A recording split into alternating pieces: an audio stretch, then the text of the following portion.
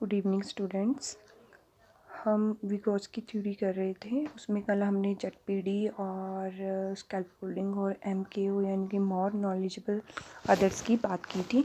हमारा जो next topic है वो है tools and symbol in development, विकास में यंत्र और चिन्ह।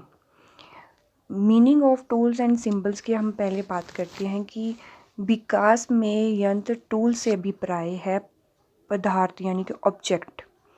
जो टूल होते हैं वो क्या होते हैं? ऑब्जेक्ट होते हैं। विगोत्स्की के अनुसार यंत्रों की भूमिका बाहर की ओर निर्देशित होती है। जो यंत्र होते हैं जो उनकी मेन भूमिका होती है वो बाहर की ओर निर्देशित होती है, अर्थात जो भौतिक और सामाजिक वास्तविकता के परिवर्तन की ओर उन्मुख होता है। यानी कि Vygotsky defined the role of tools are oriented outer toward the transformation of physical and social reality Vygotsky. तो इनमें उन्होंने कुछ टूल्स की बात की है, समावेशन की बात की है। व्यवहार की प्रक्रिया में यंत्र का समावेश है कि हमारे बच्चों के जो व्यवहार में जो प्रक्रिया में परिवर्तन आते हैं उसका समावेशन उन्होंने किया है कि कई नए कार्यों को शामिल करता है ये बच्चे के अंदर ये टूल्स, जो किसी दिए हुए यंत्र के प्रयोग से जुड़े हुए होते हैं। ठीक है बेटा, ये उन जो भी उनको नया टास्क दिया जाए, नया काम दिया जाए, उससे क्या होता है, उसके साथ जुड़कर वो नए कार्यों में शामिल हो जाते हैं। कई अनुवंशक प्राकृतिक प्रक्रियाओं को समाप्त करते हैं और ये प्रक्रिया की विशेषताओं में बदलाव लाते हैं। ये जो बदलाव आता है वो तीव्रता, अवधि और क्रम द्वारा आता है। Meaning of sine and symbols की बात करें तो विगोत्स्की ने चिन्हों और संकेतों की जो भूमिका को परिभाषित करते हुए कहा है कि ये अंदर की ओर उन्मुख होते हैं। ठीक है, उन्होंने फर्स्ट जो टूल्स एंड सिंबल्स की बात की थी उसमें उन्होंने बोला जो यंत्र की भूमिका है वो बाहर की ओर निर्देशित होती है, और साइन और सिंबल्स में क्या होता है, इसकी जो भूमिका होती है वो अंदर की और उन्मुख होती है। ये स्वयं के आचरण व नियम के साथ जुड़े हुए होते हैं। ठीक है, फॉर एग्जाम्पल अगर साइन की हम बात करें, भाषा है, लेखन writing, various system of counting की बात करें, वर्क ऑफ आर्ट की बात करें, अगर डायग्राम्स की बात करें, मैप्स की बात करें, तो ये जो चिन्ह होते हैं ये सभी प्रकार के पारंपरिक चिन्ह हैं। ऑल काइंड्स ऑफ साइंस हैं जो हमारे अंदर के और उन्मुख होते हैं। ठीक है बेटा, नेक्स्ट है भाषा, लैंग्वेज की बात करें तो भाषा एक चिन्ह है तथा इसे मनोवैज्ञानिक उपकरण भी माना जाता है, यानी कि साइकोलॉजिकल टूल्स भी इसको माना जाता है। जो भाषा है, भाषा को उन्होंने पहले बोला ना कि बच्चे को पहले लर्निंग आती है फिर उसका डेवलपमेंट होता है, विगोत्स्की का कहना था ना। तो उन्होंने यही बोला कि भाषा एक चिन्ह है, इसे मनोवैज्ञानिक उपकरण टूल भी माना जाता है, यानी कि फिजिकल टूल्स भी माना जाता है। इसमें चिंतन को संगठित करने के लिए मानव जाति द्वारा बनाया गया एक मुख्य उपकरण है। ठीक है, और ये मानव जाति जो भाषा आई है वो मानव लोगों से ही आई है। ये कहने का मतलब भाषा में वे सभी कॉन्सेप्ट शामिल होते हैं जो ह्यूमन काइंड के अनुभव और ज्ञान से संबंध रखते हैं। ठीक है बेटा, भाषा में वो कंसेप्ट शामिल होते हैं जो ह्यूमन काइंड के साथ अनुभव और ज्ञान से संबंध रखते हैं। विगोत्स्की के अनुसार अगर एक शिशु चिन्ह के अर्थ को अपने पालन पोषण करने वाले के बीच अंतःक्रिया के माध्यम से सीखता है, यानी कि अगर छोटे बच्चे की बात की जाए तो आपको पहले भी बता चुकी हूँ कि अगर छोटे बच्चों को पिक्चर के माध्यम से सिखाया जाए तो वो जल्दी सीखते हैं। अगर आइसक्रीम की बात की तो अगर हम आई से आइसक्रीम बोले, उसको आई दिखाएंगे तो वो उसको बता नहीं पाएगा, उसको झट अगर आइसक्रीम दिखाएंगे तो वो आइसक्रीम के बारे में बता देगा, या मैंगो के बारे में पिक्चर के माध्यम से, चिन्हों के माध्यम से। ठीक है बेटा, ये इस भी आएगी कि जैसे जो बच्चा है उसके शिशु चिन्हों के अर्थ को अपने पालन पोषण करने वालों के बीच अंतःक्रिया के माध्यम से सीखता है। ठीक है, जैसा हम उसको सिखाते हैं, हम सबसे पहले बच्चों को अल्फ़ाबेट नहीं सिखाते, पहले उनको पिक्चरों के माध्यम से, ये टाइगर है, ये लायन है, ये डॉग है, कैट है, वो डिफरेंसेस करना सीख जाते हैं। वो कैसे सीखते हैं, जैसे कि आपने स्किनर की थ्योरीज में भी पढ़ा था कि अगर बच्चे को वो चीज़ बार बार उस चीज़ का अभ्यास करवाया जाए तो उस बच्चे को पता चल जाता है कि ये अगर साउंड के बारे में अगर बताया जाए तो कुत्ते की साउंड और बिल्ली की साउंड में उसको डिफरेंसेस आ जाते हैं। इसी क्रिया के द्वारा वह शाब्दिक ध्वनियों यानी कि वर्बल साउंड को सामाजिक अंतःक्रियाओं का संचालन करना सीख जाता है। ठीक है बेटा, ये इसमें वो चीज़ आएगी। उसमें बालक वस्तुओं के नाम का शाब्दिक रूप से विकसित करना भी सीखता, फिर उसको धीरे धीरे उस चीज़ का शब्दों का ज्ञान हो तो उसको अक्षरों से होगा ना, लेकिन अगर हम पिक्चर के माध्यम से उसको बताएंगे तो उसमें उसकी भाषा में वो शब्द ऐड हो जाएगा कि नॉलेज में, कि वो शेर, वो आइसक्रीम है, वो शब्द उसकी माइंड में विकसित हो जाएंगे। जो टूल्स के रूप में भाषा बालक में बाहर से सामाजिक अंतःक्रिया के लिए विकसित होती है। जो उपकरण है वो भाषा बालक के बाहर से, यानी कि जो चीज़ें हम बच्चा समाज में रहकर सीखता है बाहर से अंतःक्रिया द्वारा, वो उसके अंदर विकसित होने लगती हैं। बालक अपने व्यक्तिगत व्यवहार मार्गदर्शन के लिए इस उपकरण यानी कि टूल का प्रयोग सेल्फ टॉक के रूप में करता है ना।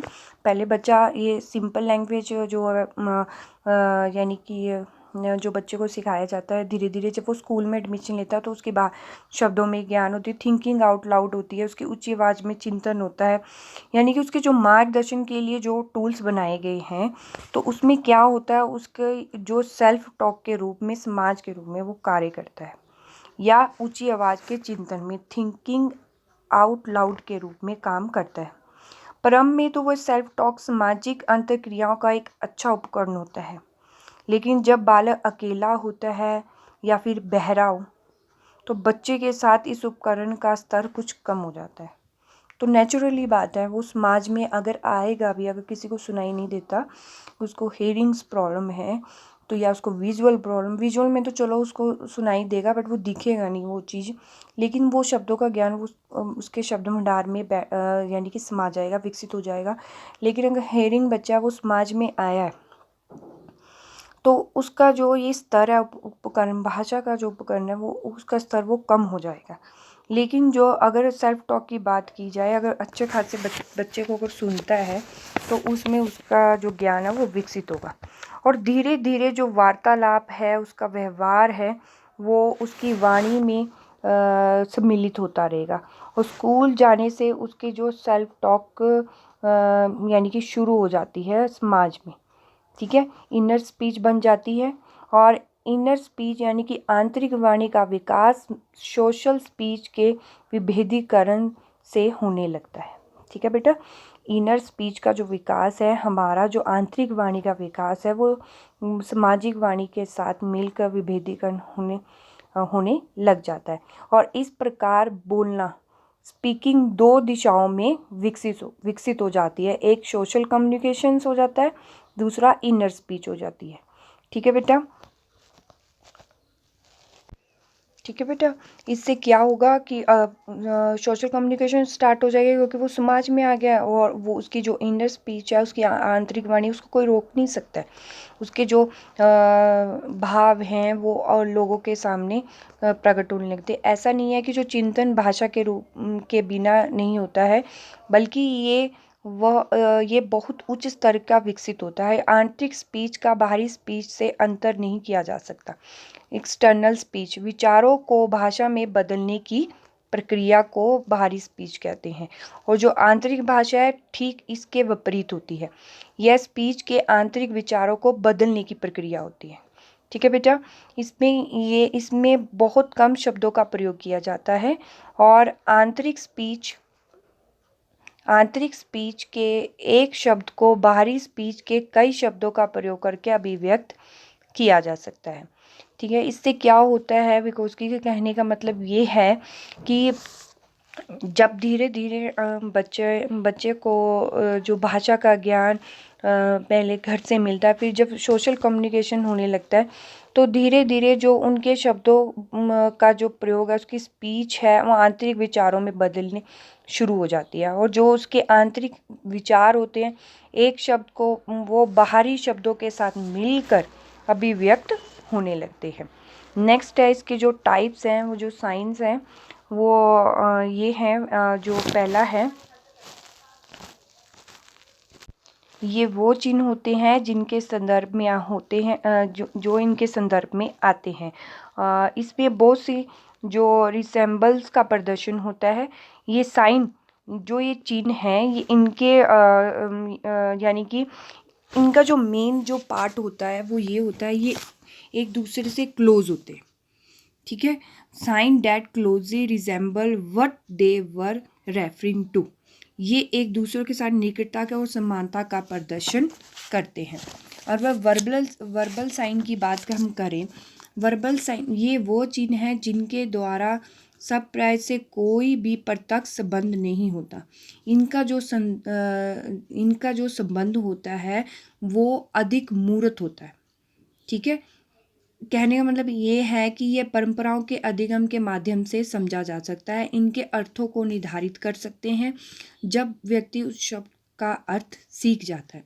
यानी कि जब वो शब्दों को बोलना सीख जाता है तब वो अपने अर्थों को व्यक्त कर सकता है, अपने अर्थों को सीख कर व्यक्त कर सकता है। ठीक है, ग्राफिक जो चिन्ह होते हैं ये यानी कि वर्बली चिन्हों के वर्ग के बीच में आते हैं, इन्हें ग्राफिक चिन्ह कहते हैं। अब ये जो ग्राफिक चिन्ह जो होते हैं ये वो चिन्ह होते हैं जो पर्यावरण के महत्व बताने वाले, यानी कि सिग्निफिकेंस ऑफ एटमॉस्फेयर, यानी कि भावनाओं को दर्शाते हैं। जैसे फिल्मों में म्यूज़िक बजाया जाता है, अगर आपने देखा होगा कि बैकग्राउंड म्यूज़िक बजता है, अगर किसी दुख की बात हो तो उसको उसी हिसाब से के यानी कि म्यूज़िक को बजाया जाता है। अगर खुशी का माहौल होता है तो उसके हिसाब से म्यूज़िक बजाया जाता है। ये सभी प्रतिभाशाली प्रयोग मूड में परिवर्तन को दर्शाते हैं और यह दृश्य संदेश यानी कि विजुअल मैसेज को भी प्रभावी बनाते हैं। अब जैसे कि आजकल हम व्हाट्सएप यूज़ करते हैं, आप देखा होगा अगर कोई हमसे क्वेश्चंस पूछता है तो हम वो स्माइलीज़ के थ्रू, चाहे दुख हो, खुशी हो, गुस्सा हो, कुछ भी हो, उसके माध्यम से हम अपने ग्राफिकल चिन्हों के माध्यम से हम अपने जो भाव हैं व्यक्त करते हैं। ठीक है बेटा, इसके अध्ययन में भिन्न भिन्न संस्कृतियों में किया जाता है कि इनका जो इन चिन्हों को समझने में सांस्कृतिक भिन्नताएं प्रमुख भूमिका निभाती हैं। नेक्स्ट है डिज़ाइन। ये एक किसी विशेष परिस्थिति में किसी चिन्ह का प्रयोग करके कारकों पर निर्भर करता है। इसका जो हमें चयन करना है वो मुख्य कारक होते हैं, यानी कि जो श्रोता होते हैं और दर्शक। यानी कि बच्चों के लिए चिन्ह हेतु उनकी पढ़ाई की सीमित योग्यताओं को ध्यान में रखना आवश्यक होता है। वही बात आ जाएगी बेटा, इसमें वो चीज़ आएंगी, डिज़ाइंस में वो चीज़ आएगी कि जिसमें बच्चों को चिन्हों के माध्यम से यानी कि पिक्चरों के माध्यम से सिखाया जाता है। बच्चों को सूचित करने के लिए चिन्ह उससे मिलते जुलते होने चाहिए। ठीक है, अब आइसक्रीम हम बच्चे को अगर दिखा रहे हैं, अगर उसका साइन ऊपर आई है तो वो शब्द उससे मिलता जुलता होना चाहिए। ठीक है बेटा, यानी कि इस शब्द के साथ अगर आइसक्रीम के चित्र को प्रदर्शित करना अधिक प्रभावशाली होता है, अगर आई की बजाय उसका अगर हम चित्र आइसक्रीम का चित्र दिखाएं, वहाँ पर विभिन्न भाषाओं का प्रयोग किया जाता है। इन चिन्हों को आइकॉनिक अप्रोच अधिगम भी कहा जाता है। ठीक है, इसमें शाब्दिक और आइकॉनिक तकनीक का मिला जुला प्रयोग किया जाता है। इसमें क्या क्या चीज़ें आती हैं, ये प्रयोगकर्ताओं को सूचित करने में शक्ति देती हैं। जैसे कि इनमें रंग आते हैं, स्वरूप शब्द आते हैं, यानी कि कलर, शेप्स एंड वर्ड जो कि उस चिन्ह में होते हैं। कम्युनिकेट की बात करते हैं, इसमें वो बात आएगी बेटा, इसमें कि अगर बच्चों को जैसे कि हमने अगर कलर की बात करें तो अगर कलर सिखाने हैं तो रेड के ऊपर रेड चिन्ह किया जाए, अगर ऊपर निशान बताया जाए कि रेड है, येलो है, ग्रीन है, पैरेट है, यानी कि जो पैरेट का कलर होता है वो कैसा होता है और एप्पल का जो कलर है वो कैसा है, बनाना का जो कलर है वो कैसा है। ये सभी निर्देशन उन चिन्हों की पहचान का प्रशिक्षण उन चिन्हों के पहचान के द्वारा उन्हें प्रशिक्षण दिया जाता है। ठीक है बेटा। और प्रतीक का संकेत का प्रयोग अमूर्त होता है, अभिव्यक्त करने के लिए किया जाता है। और संकेत किसी संबंध, सुझाव और व्याख्या द्वारा अन्य वस्तु के लिए होते हैं। संकेत का जो मुख्य उद्देश्य होता है विशेष विचारों सलकृति करने और उन्हें कन्वे करने के लिए होता है। संकेत के जो अर्थ होते हैं वो एक पीढ़ी से दूसरी पीढ़ी तक धीरे धीरे एकत्रित होते रहते हैं। विगोस्की के अनुसार एक विशेष संकेत विभिन्न संदेश देने के लिए के योग्य होता है। एक ही संकेत मानव जीवन में महत्वपूर्ण जो संकेत है वो मानव जीवन के लिए एक महत्वपूर्ण भूमिका निभाता है। संकेतों की अगर बात की जाए बेटा, हर एक चीज़ के लिए संकेत होता है। उन चिन्हों के माध्यम से हम, अगर अब मान लो अब डेंजर जोन की बात है, अगर वहाँ पे किसी चीज़ का संकेत दिया गया है कि ये डेंजर जोन है तो वहाँ हम नहीं जाते हैं। अगर हमें रास्ते के बारे में पता करना हो तो वो भी हम संकेतों के माध्यम से कर लेते हैं, क्योंकि ये वास्तविकता के प्रत्यक्षण के कारण के लिए आवश्यक होता है। हम संकेत प्रयोग करने वाले और चिन्ह प्रयोग करने वाले जीव हैं, यानी कि symbol using, sign using organism. संकेत का मुख्य उद्देश्य जो होता है वो सीमाओं से आगे सहायता करने के लिए प्रयोग किया जाता है। जो ये चिन्ह होते हैं बेटा, ये जो चिन्ह यंत्र होते हैं, चिन्ह होते हैं, टूल्स होते हैं, इन चीज़ों के माध्यम से ही व्यक्ति के ज्ञान में वृद्धि होती है। चिन्हों के माध्यम से व्यक्ति उन अर्थों को समझ पाते हैं जिन्हें हम उन्हें सिंपल लैंग्वेज में सिखाना चाहते हैं। ये तो थे हमारे tools and symbol in development. Next जो हमारा है teacher implication in Vygotsky theory. Teaching implications की अगर हम बात की जाए, जैसे कि कल हमने जेडपीडी की बात की कि जो जेडपीडी है वो एक दायरा है। ठीक है, एक वो दायरा है जिसके माध्यम से वो दायरे का मतलब होता है कि उसकी जो सोचने की शक्ति, उसकी सीखने की शक्ति, उसमें लिमिटेशन है। उसको उतना ही आता है जितना उसने अपने ज्ञान में विकसित किया है। ठीक है बेटा। फिर हमने स्कैफोल्डिंग की बात की थी। स्कैफोल्डिंग में ये वो दायरा माना जाता है जिसमें हेल्प दी जाती है। ठीक है। टीचिंग इम्प्लीकेशंस में भी यही है कि student need many opportunity to learn with teacher and with more skilled peer. यानी कि ये वो चीज़ें हैं जिसमें जो स्टूडेंट टीचर के अंदर यानी कि ग्रुप में होती है। ठीक है। इसमें क्या होता है, स्टूडेंट टीचर से सीखता है, टीचर की मदद से वो अपने ज्ञान में विकास करता है। ठीक है। और इसमें क्या होता है, जो बच्चा है ग्रुप में कार्य करता है। जैसे विगोस्की ने कहा है कि इस जो बच्चे को ग्रुप में कार्य देने से बच्चा जल्दी सीखता है, ना कि अकेले कार्य देने से। ठीक है। क्योंकि जो पियाजे ने बोला था कि अगर बच्चे को टास्क दे दिया जाए और वो उस टास्क के माध्यम से खुद सीखेगा, लेकिन विगोस्की के कहने अनुसार कि जो बच्चे को यानी कि ग्रुप में अधिक यानी कि समझ आती है, और टीचर को ऐसी ऐसी अपॉर्चुनिटी देते रहने चाहिए स्टूडेंट्स को जिससे उनकी स्किल में यानी कि उनकी जो ज्ञान में बढ़ावा हो। अगर हम वर्क की बात करें, वर्क विद इन जोन और प्रॉक्सिमल डेवलपमेंट, यानी कि अगर हम जेडपीडी के द्वारा टीचिंग काम करवाया जाए, टीचर पहले क्या होता है, कठिनाई का स्तर स्थापित करना होता है। टीचर को एक कठिनाई का स्तर स्थापित करने का मतलब है कि लेवल ऑफ डिफ़िकल्टी, कि बच्चे को बच्चे का जो दायरा सबसे पहले टीचर ने नोट करना है कि उसको कितना आता है। क्योंकि विगोस्की का भी कहना है कि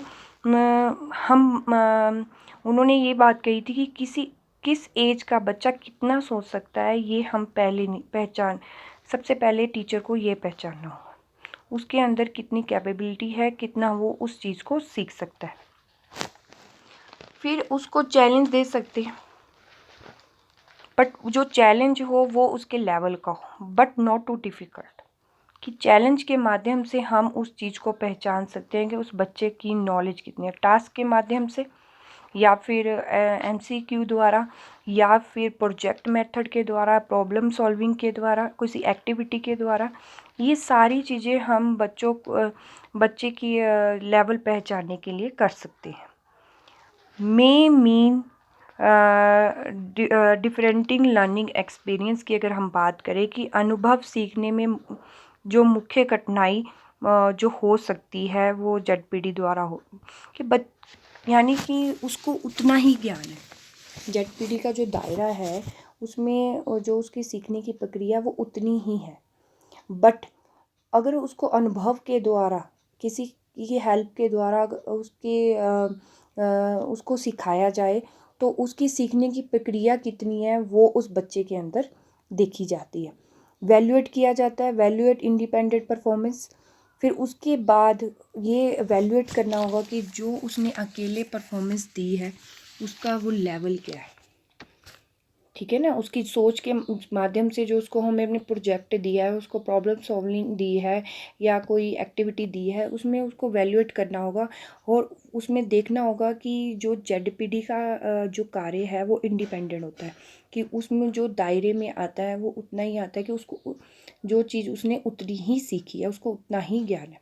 नेक्स्ट में उसमें ये होगा कि अध्यापक एक सहायक के रूप में कार्य कर सकता है, क्योंकि जो टीचर होता है वो एक बच्चे के लिए एक ऐसा माध्यम होता है जिसके द्वारा बच्चा सीख सकता है, क्योंकि वो मोर नॉलेजेबल अदर्स के बीच में आते हैं, ठीक है। एक एक्सेस किया जा सकता है कि चाइल्ड ZPD में बच्चे की पहचान करना बहुत ज़रूरी है, वो हम एक्टिविटी के माध्यम से कर सकते हैं।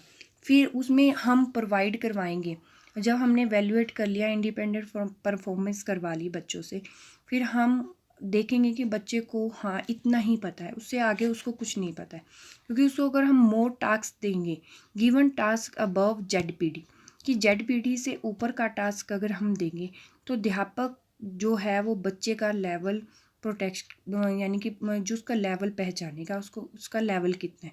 फिर इसमें हमें जो ज़रूरत पड़ेगी वो स्कैफोल्डिंग की ज़रूरत पड़ेगी, ठीक है। फिर हम उसको प्रोवाइड करवाएंगे स्कैफोल्डिंग। अब स्कैफोल्डिंग की बात की जाए, हम उसको वो मंच प्रदान करते हैं, ठीक है। पहले तो बच्चे की नॉलेज चैलेंज देकर उसकी नॉलेज का ज्ञान करवाया जाएगा, देखा जाएगा कितना उसमें नॉलेज है, कितना वो चीज़ को, उसके अनुभव में मुख्य कठिनाइयाँ हो सकती हैं जो यानी कि हमारा अनुभव और उसके अनुभव में बहुत फ़र्क होगा, और जो उसने अनुभव किया था उसमें उसको कठिनाई आ सकती है। फिर उसको वैल्यूएट किया, वैल्यूएट करने के बाद उसकी परफॉर्मेंस को उसको गिवन टास्क अबव ZPD दिया, कि उसको उससे टास्क से बड़ा कार्य दिया, उस पर उसको हेल्प पड़ी स्कैफोल्डिंग। फिर वो हमने वो प्रोवाइड करवाया, प्रोवाइड करवाने के बाद उसको हमने इंस्ट्रक्शंस दिए, ठीक है। जो स्कैफोल्डिंग है उसमें हमने उसको निर्देश देंगे कि वो चीज़ उसने वो कार्य उसको कैसे करना, ठीक है। फिर सहायक प्रदर्शन के द्वारा, यानी कि उसको हेल्प के द्वारा उस चीज़ की को एक्टिविटी के माध्यम के द्वारा या फिर कार्य कर उसको सिखाया जा सकता है। टीचर और मोर केपेबल पीयर्स की बात अगर करेंगे, शिक्षक और अधिक सक्षम सहकर्मी, यानी कि अगर अध्यापक के साथ साथ सीनियर स्टूडेंट्स की बात कीजिए या ग्रुप बना दिए जाएं, मान लो कि हमने 4 का ग्रुप बना दिया, अगर उन चारों ग्रुप में से जो ग्रुप में बच्चे काम करते हैं तो वो एक पहला दूसरे से, दूसरा तीसरे से, तीसरा चौथे से, या चौथा पहले से, ऐसे वो ग्रुप में उस चीज़ को सीखते हैं। बच्चा एक दूसरे से यानी कि कुछ ना कुछ ज़रूर सीखता है। फिर अगर उसमें टीचर की गाइडेंस उन चारों बच्चों को मिल जाए, तो जो टीचर गाइड कर रहा है वो उन चारों बच्चों को उस चीज़ की गाइडेंस मिल रही है। बट कई बार ऐसा भी होता है कि इसमें हम बच्चों से भी टीचर कुछ ना कुछ जो लर्निंग है जो लर्निंग है वो टीचर भी बच्चों से कुछ ना कुछ सीखता है। कोऑपरेटिव लर्निंग की अगर हम बात करें तो इसमें क्या होता है, एक साथ सीखने की बात वही आ जाती है कि इससे जो पहले बच्चे आपस में ग्रुप में सीख रहे हैं, फिर अगर टीचर गाइड करता है बच्चों को तो बच्चे टीचर से सीखते हैं, और कुछ बातें बच्चे टीचर से सीखते हैं, जो टीचर है बच्चों से सीखता है। इसको क्या बोलते हैं, कोऑपरेटिव लर्निंग, ठीक है बेटा। अगर सेल्फ इन नेक्स्ट बात कीजिए, भाषा और आत्मनिर्देश शामिल करता है। ये बच्चों के अंदर उनकी भाषा में, ठीक है, और सेल्फ कॉन्फिडेंस को बढ़ाता है, ठीक है। इससे क्या होता है कि अगर उनको हम कोई भी टास्क दे दें ग्रुप में, प्रोजेक्ट मेथड या प्रॉब्लम सॉल्विंग के द्वारा, तो वो उस चीज़ को बहुत अच्छे से कर लेते हैं, ठीक है। और अगर मॉडल भाषा का प्रयोग करके वो अपने कार्यों को यानी कि पूरा कर सकते हैं, कंप्लीट टास्क, यानी कि वो एक दूसरे की हेल्प के माध्यम से, एक दूसरे की सोच के माध्यम से उस टास्क को पूरा कर सकते हैं, ठीक है। फिर थिंक आउट लाउड की बात की जाए तो इसमें क्या होता है कि बच्चा उससे ऊपर उठकर भी कुछ सोच सकता है, ठीक है बेटा। तो ये तो थी स्कैफोल्डिंग की बात। फिर इसमें क्या होगा, लास्ट में हम देखेंगे कि ये रेगुलरली मॉनिटर और एक्सेस स्टूडेंट इंडिपेंडेंट परफॉर्मेंस देने लगे।